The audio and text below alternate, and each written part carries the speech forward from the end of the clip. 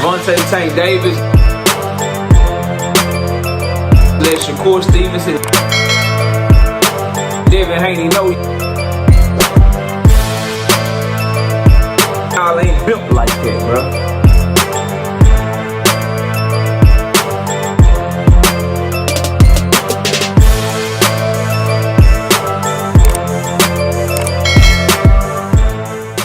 Tank Davis is doing Canelo a favor by not announcing his fight. God damn it. Shit now. He's doing Canelo Alvarez a favor by not announcing his fight. I don't like that shit. There we go. All right. He doing him a favor by not announcing his fight because he ain't trying to steal nothing, no shine from Canelo, because his fight is so goddamn big that he don't want to take no shine off Canelo. Yeah. That's where I'm at with it. Follow me, bro. Follow me, goddammit. Smash the like button, subscribe to the channel, share the video. Catch me live Monday, Wednesday, and Thursday night at 7:30 p.m. Central Time. I'm also live every Sunday morning with the Singing OG KQKC Boxing Network. Sunday mornings 9 a.m. Central Standard Time. I ask you to join the channel as a member, drop super chats and super thanks when you come by the live streams and the videos that we do. And hit me up if you want to debate. Knockoutboxing86@yahoo.com is the email address. Let's get it popping. Look, bro. Jose Rayo Valenzuela. Let's start there. He's not the fight. Knockout, but everybody's saying it's the rumor, it's the word on the street. Did you hear this? This rumor, blah, blah. Listen, bro, unless you telling me that Robert Garcia is a flat-out liar, then I'm going to trust Robert Garcia's word. And Tank Davis tweeted some shit, said over with, ... I don't know what the fuck that means, okay? I know that Tank Davis likes to be cryptic with his tweets and shit. I do know what that means. That means his ass ain't capping. We about to get a fight announcement soon. That's really all I can tell you. As far as, he was saying over with because he was letting it be known that all the Jose Rayo Valenzuela shit was capped. So he was saying that shit over with. Or nah, bro, he meant over with because he was saying it's over with. The wait is over with. He back. He letting you know that his hiatus is over with. And he back. And he ready to go. Like, bro, I don't know. Okay? And you watching this video, you don't know either. But the only thing we know about him tweeting cryptically like that, that means if he back on Twitter, his ass is in camp. Because that's when he tweeting and shit. So that's what we have to go off of. That's all I can say about that goddamn tweet. Okay? That's it. That's all that I can say about that fucking tweet. Now, as far as... Give me a sec. Now, as far as what I said about Jose Rayo Valenzuela, until you can tell me show me Robert Garcia lying about one of his fighters having a fight or one of his fighters being available, then I'm going to trust Robert Garcia at his word, because he has said it now in multiple interviews. He has said it now multiple times on Twitter when addressing fans and Rayo and all this shit. He has said that Rayo's not fighting until next year. He's Rayo's head trainer. He's the one in the corner. He would know whether or not he's getting a fighter ready for a fight on November the 2nd, so I'm going to trust his word for it. Now let's talk about Tank Davis and Canelo Alvarez and tying this shit together and why I believe that it got to be a big major fight announcement that Tank Davis has coming. And I've said this on the live, I believe, and I just said this on the panel when I was talking to the homie Upper Echelon, and I was talking to Key Alexandra over there on Upper's channel. But I think this deserves a video because it is Canelo Alvarez fight week, and we haven't got a Tank Davis announcement yet. So I think what I'm about to say holds a lot of credence. And here's what I mean. It has to be a big fight because the last time that Gervonta Tank Davis was in a fight that maybe wasn't as big, Frank Martin, and they used Canelo Alvarez and the Mexican fan base and David Benavidez to help build up Tank Davis's fight so that Tank Davis could play off of them, since he was fighting an opponent and a dance partner that, quite honestly, no disrespect to Frank Martin, but the casual fans don't know him. So what did they do? They announced Frank Martin and Tank Davis well before the Canelo Alvarez fight, and then they used Canelo Alvarez fight week to hold the Tank Davis and Frank Martin press conference, because a lot of press is already there for Canelo Alvarez. And if you're a journalist, if you're already in town and you're already covering Canelo Alvarez and you know Tank Davis got a press conference coming up, what you gonna do? You gonna go cover that press conference too, and you gonna write about that too, or you gonna get interviews there too since you are already there. Smart play by Premier Boxing Champions to help make Tank Davis versus Frank Martin bigger than what it was, right? So if you're fighting a less desirable opponent, and I'm not saying Frank Martin's not desirable, but we know the names that we all want to see Tank Davis fight. And if you're not fighting one of those names, you need to build the fight up. You need a prop to prop the fight up. There is no greater prop than Canelo Alvarez. Let's just keep it 100. right? Same for fans, right? Fans are already in Vegas. They already going to the Canelo and Jaime Munguia fight at the time. You see that it's a Tank Davis, you see it's a Tank Davis, Frank Martin press conference.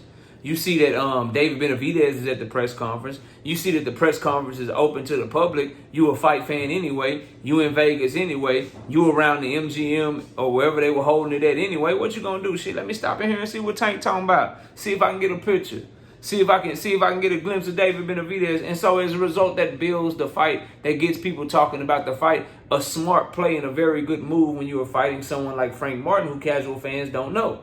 So if Tank Davis was fighting a lesser-known fighter to casual fans, if it was a Edwin De Los Santos, if it was a Jose Rayo Valenzuela, it would make sense to announce that shit as early as possible and then do the same move that you did that got you 400,000 pay-per-views and a $15 million live gate with Frank Martin. You play off of Canelo and Berlanga the same way you played off Canelo and Munguia. You announced the fight a couple of weeks before Canelo's fight, and then you use Canelo's fight week to hold the Tank Davis Rayo press conference or the Tank Davis, Edwin De Los Santos press conference, because those fighters aren't as well known. But by using Canelo and Berlanga, you got Puerto Rican fans, you got Mexican fans, you got Tank fans. You can prop up the Tank Davis fight since he's fighting somebody that casual fans don't know. But the fact that Premier Boxing Champions feels comfortable enough in two things. Number one, to have the T-Mobile Arena be the arena that they have blocked off as of right now.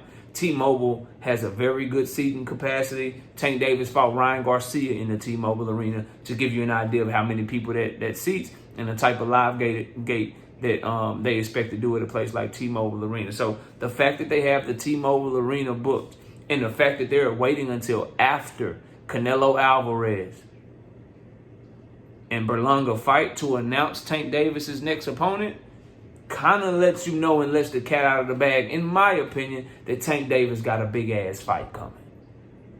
That to me, that is a key determining factor in figuring it out. Now, it's only Tuesday. I could be dead ass wrong. They could announce Jose Rayo Valenzuela and Tank Davis tonight. By the time I upload this video, it could be announced. They could announce Tank versus Edwin. And I think Edwin's out also because of a shoulder injury, but we'll see. From what I'm being told, he's dealing with a shoulder injury. They could announce Tank Davis versus Lamont Roach. Opponents that would need to be propped up by having a press conference and announcing it before Canelo Alvarez. They could announce those, and I could be dead ass wrong. But I don't mind taking swings. I don't mind taking chances, and I don't mind predicting things. So I'm telling you that I believe it's going to be a huge, big fight. Because they're comfortable enough to let Tank stand on his own, y'all.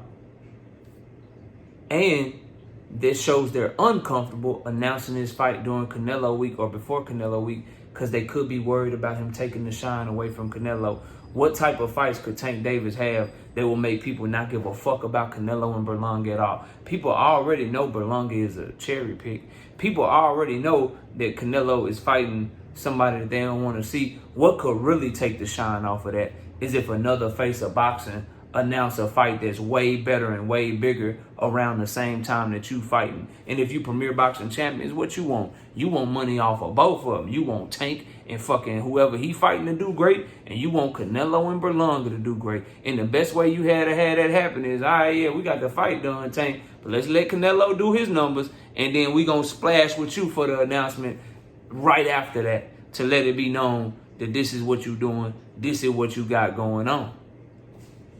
The only names that Tank Davis could fight that would take any shine off of Canelo and Berlanga and make sense for the PBC to wait to announce Tank's next opponent until after the fight will be the names of a Tank Davis and a Vasily Lomachenko. Tank Davis versus Teofimo Lopez, and unfortunately, Tank Davis versus Manny Pacquiao. From where I'm sitting, those are the names that come to mind. And I'll tell you why. And I've said this on another video that I think we dropped a couple of days ago. Loma still makes sense because they already almost had the fight done.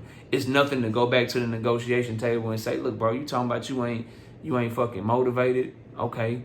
You need more money. What do we need to fly your family here? And what we need to do to make you motivated again? And if Loma could have truly just been doing that shit to negotiate.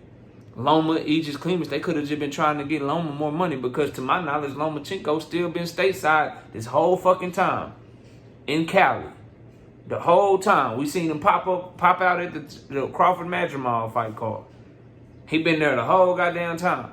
Why would you be there the whole time if you ain't training for a fight? If you ain't in the gym?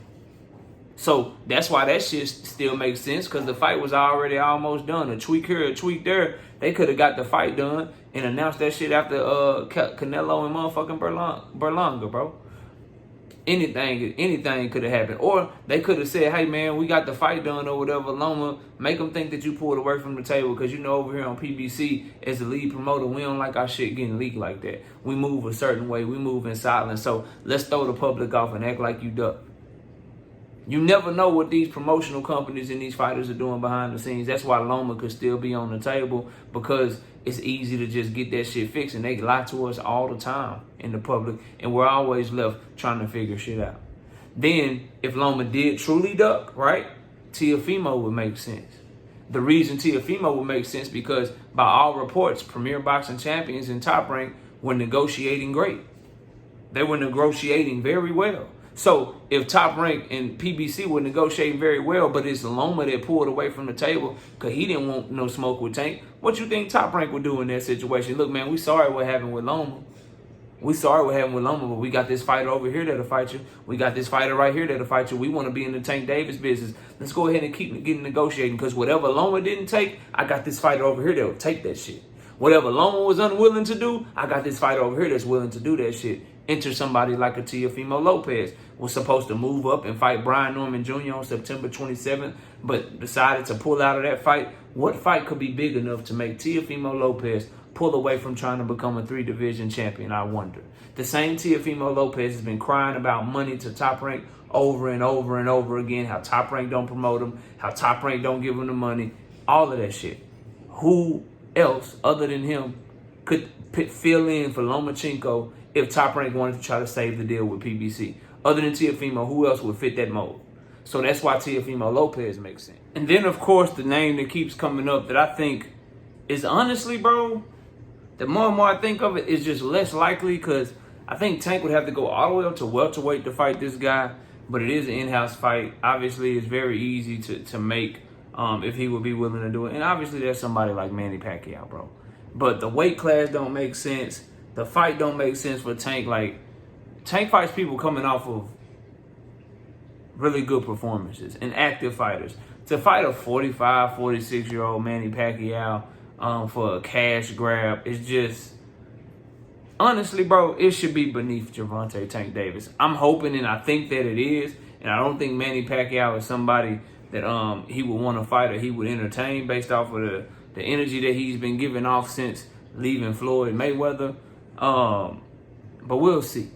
We'll see what it is. But Manny Pacquiao is a big fight, and he is kind of fits the mold of a fight to where if you announce Tank and Manny around Canelo Alvarez Berlanga fight week, that's going to steal a lot of buzz, a lot of press. Ain't nobody going to be talking about Canelo Berlanga, a fight that they having trouble trying to sell to hardcore fans anyway, right? And so that's why you include Manny Pacquiao in that range. But I sternly and firmly and wholeheartedly believe that we're about to get a big fight announcement that a lot of people don't see coming. Not a lot of people are considering Loma to still be on the table or Teofimo to be on the table.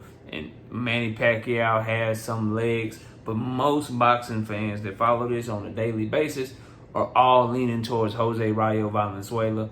I can't get myself there.